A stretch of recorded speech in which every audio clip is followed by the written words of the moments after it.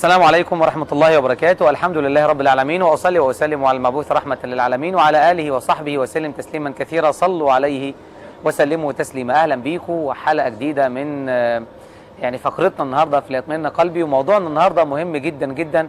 لما الواحد مننا يكون نفسه في حاجة يعملها، لما الواحد مننا يكون عاوز يوصل لهدف هو نفسه فيه من زمان، لما يكون واحد عايز يحقق حلمه أو يدرك غاية هو بيسعى إن هو يوصل ليها، أكيد بياخد خطوة. لما تكون عايز تروح من مكان لمكان بتاخد خطوة، لما تكون عايز تحقق هدفك بتاخد خطوة. الخطوة دي قد تكون خطوة في العلم، قد تكون خطوة في الثقافة، قد تكون خطوة في المشي على الأقدام، قد تكون خطوة في ورقة وقلم، قد تكون خطوة في رأي حد أنا بستشيره. وكذلك العلاقة مع الله سبحانه وتعالى محتاجة مننا خطوة، بس الخطوة دي محتاجين ناخدها من قلوبنا. حد جرب قبل كده أنه ياخد من قلبه خطوة؟ يعني أن القلب بتاعه بيمشي، القلب بتاعه بيتحرك. علشان كده سمينا الموضوع النهاردة قلبك محتاج خطوة. قلبك محتاج خطوة. طب الخطوة اللي القلب محتاجها دي محتاجها ليه؟ ومحتاجها فين؟ وهنتحرك منين لفين؟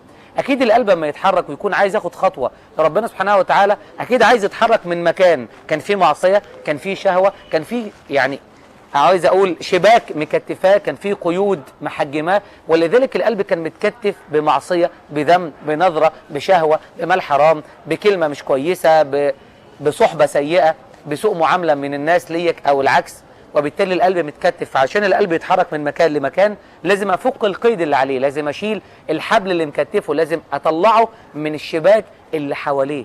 ولذلك القلب يتحرك من وإلى، من المعاصي، من الشهوة، من الذنوب، من حاجات كتير قوي قوي بتعطلنا عن الطريق، وكمان بتعطل القلب انه يفهم او يستوعب او يبقى مركز. فهنتحرك من هنا لفين؟ نتحرك من هنا ربنا سبحانه وتعالى. ولذلك في قاعدة جميلة قوي بتقول كلما ابتعد القلب عن الأرض اقترب من السماء. ودي قاعدة بسيطة جدا بس مهمة قوي. يعني ايه؟ كل ما قلبك يبعد عن الأرض يبقى يقرب من السماء. طيب المعنى هنا، هل ان انا ابقى طويل فقلبي بعيد عن الارض فانا قريب من السماء، ولا انا قصير فقلبي قريب من الارض بعيد عن السماء؟ طبعا الفكره مش في كده. الفكره ان قلبك ما يبقاش قريب من الارض، لان الارض هي موطن كل شهوه، موطن كل فساد، موطن كل مشكله، موطن كل معصيه، موطن كل ذنب. ولذلك القلب كل ما يقرب من الذنب والمعصيه والفساد والشهوه وكذا وكذا وكذا بتلاقي القلب لازق في الارض. انما كل ما بيبعد ويتوب وياخد خطوة يبدأ يرتفع، يبدأ يخشع، يبدأ يفهم، يبدأ يستوعب، يبدأ يعرف ربه. ولذلك قال الله سبحانه وتعالى في كتابه العزيز: ولكنه أخلد إلى الأرض. فكروا في الآية دي كده، ولكنه أخلد إلى الأرض. يعني إيه أخلد إلى الأرض؟ يعني الأرض شدال تحت، جواذب الطين والشهوة والمتعة والذنب والقسوة القلب والصحبة السيئة والنظرة الحرام والفيلم اللي فيه مش عارف مشاهد ايه والمواقع اللي مش كويسة على النت، كل الحاجات دي. ولكنه أخلد. شوفوا كلمة أخلد عاملة ازاي، تحس بالمغناطيس، تحس بحاجة بتلزق. ولذلك عشان ناخد خطوة مع ربنا سبحانه وتعالى، تعالوا زي ما احنا جبناها من القرآن، تعالوا نجيبها من أحاديث النبي صلى الله عليه وسلم. والقصة الجميلة قوي، الراجل اللي قتل 99 نفس، وبعدين راح لواحد بيسأله، راجل كان عابد وليس بعالم، قال له أنا قتلت 99 نفس، هل أنا ممكن يكون لي توبة؟ فقال له مالكش توبة لأن أنت قتلت 99. فأكمل به 100. ما أنا قتلت 99 جت على 100 فراح قتله. طب الحل إيه؟ بس الراجل ده لسه قلبه عاوز يتحرك، لسه قلبه عايز ياخد خطوة. فقبل ما أكمل عايز أقول لك وعايز أقول لحضرتك، مهما كان قلبك ومهما كان قلبك متكتف في ذنوب أو معاصي أو سيئات أو شهوات أو فلوس حرام أو معاملة سيئة أو نظرة مش كويسة أو صحبة مش عارف عاملة إزاي أو مهما كان ده، اوعى تيأس ابدا من نفسك، واوعى تيأس من قلبك، لانك دايما مش هتيأس من رحمة ربنا سبحانه وتعالى، لان ربنا سبحانه وتعالى رحمن رحيم. ان رحمتي وسعت كل شيء، كما قال الحق تبارك وتعالى. كل شيء، ممكن الشيء ده يكون صغير او كبير، ممكن الشيء ده يكون ضعيف او ضخم، ممكن يكون الشيء ده ايا كان، ورحمتي وسعت كل شيء، كل شيء. وبالتالي مهما كنت بتظن في نفسك مفيش فايدة، بتظن في نفس حضرتك ان انا مفيش فيا فايدة، قلبي قاسي، قلبي ما بيتأثرش بالقرآن، قلبي ما بيتأثرش بالدعاء، اقول لك خلي بالك وخلي بالك، لما تاخد خطوة مع ربنا سبحانه وتعالى هتلاقي نتيجة. لذلك اللي قتل 99 نفس وكمل 100 راح لواحد فقال له انا قتلت 100 نفس ليه توبة؟ قال له طبعا اكيد، بس بص هقول لك على وصفة اللي هي ايه، خد خطوة بقلبك، سيب الارض الخبيثة دي وروح الارض الطيبة دي. تخيلوا كده، الراجل واقف مكانه بدأ يوجه نفسه وقلبه، بوصلة القلب الشراع اتوجه يمين ناحية الأرض الطيبة، وادى ظهره للشمال الأرض الخبيثة فمات. فجت ملائكة الرحمة وملائكة العذاب. ملائكة العذاب بتقول احنا أولى بيه، لأن الراجل ده قتل 100 نفس وما عملش خير. وملائكة الرحمة بتقول لا، ده هو كان ناوي يكون كويس. فربنا عز وجل يقول لهم طب الحل فين؟ الحل تقيسوا بين الأرضين، يعني الراجل واقف هنا، دي الأرض الطيبة ودي الأرض الخبيثة، وهو واقف هنا، شوفوا قريب من مين. فربنا عز وجل يأمر الأرض إنها تتحرك فتكون معجزة، فالأرض الطيبة تقرب من الراجل شبر، والأرض الخبيثة تبعد عنه شبر. فزي ما قربت شبر وزي ما بعدت شبر، الراجل ما اتحركش، الأرض هي اللي اتحركت له، فيكون قريب من الأرض الرحمة أو الأرض الطيبة بشبر واحد. فالشبر الواحد ده يخليه في الجنة، والشبر الواحد التاني اللي بعد عنه يبعده عن النار.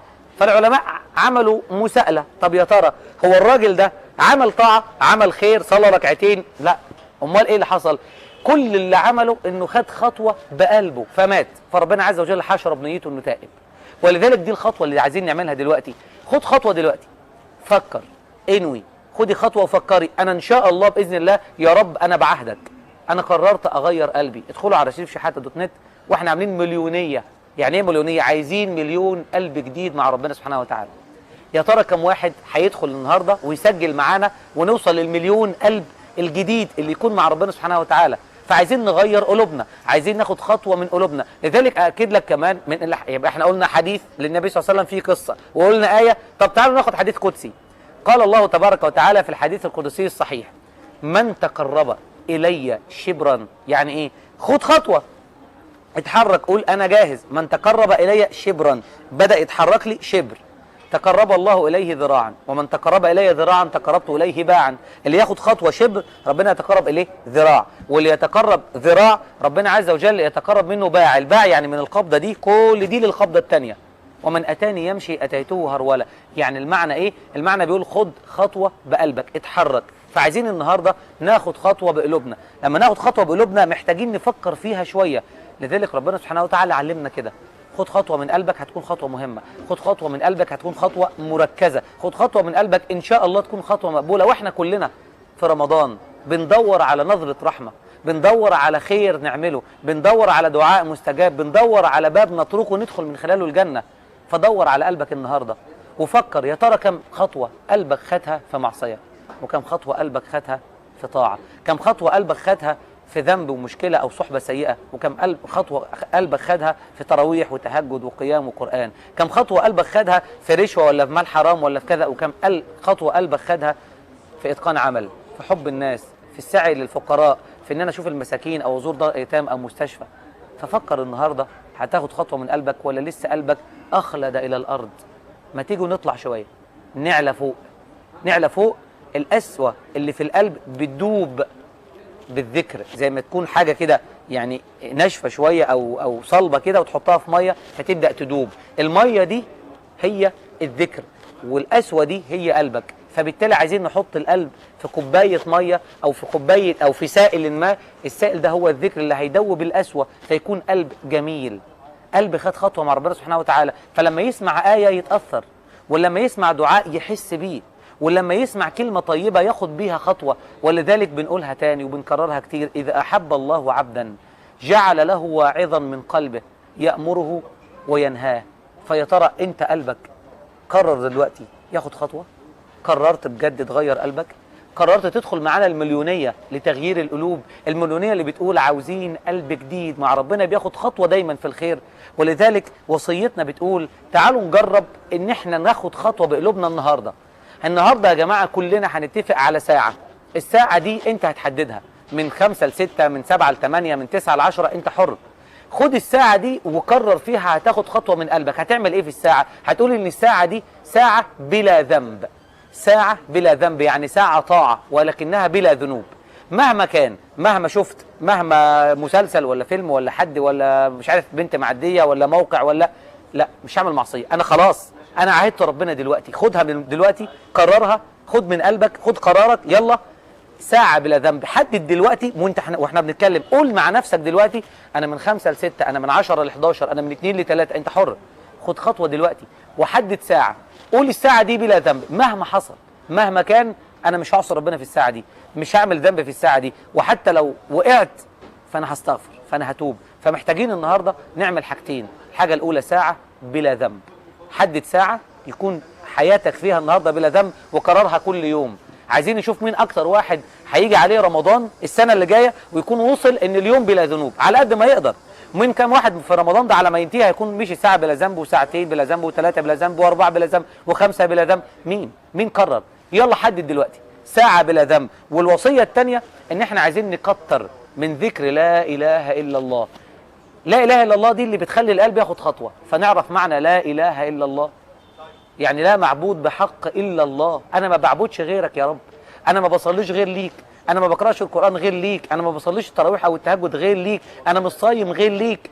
فأنا مخلص يا رب ليك، أنا ماليش غيرك، أنا ماليش غيرك، وأنا يا رب مخلص ليك وبعمل اللي عليا وباخد خطوة من قلبي. فيا رب أنا عملت اللي أقدر عليه، فتوب عليا واقبلني، وأنا يا رب بحبك، فأتمنى يا رب أنول رضاك وتحبني. ولذلك تعالوا نتفق على اللي احنا قلناه. خد خطوة من قلبك، ابعد عن الذنوب والمعاصي اللي كتفت القلب وضغطت على القلب ولكنه أخلد إلى الأرض. والحاجة الثانية هنكرر لا إله إلا الله 100 مرة. ده كلام مهم جدا عايزين نفكر فيه. والحاجة الثالثة لهواة اللي عايزين يشغلوا معانا في المليونية الجديدة، مليون قلب جديد، فاشتركوا معانا على شبشحد.net. وقتنا وفقرتنا خلصت، يا رب ربنا يجعل في ميزان حسناتنا ويتقبل مننا إن شاء الله. نشوفكم إن شاء الله في حلقة جديدة. السلام عليكم ورحمة الله وبركاته.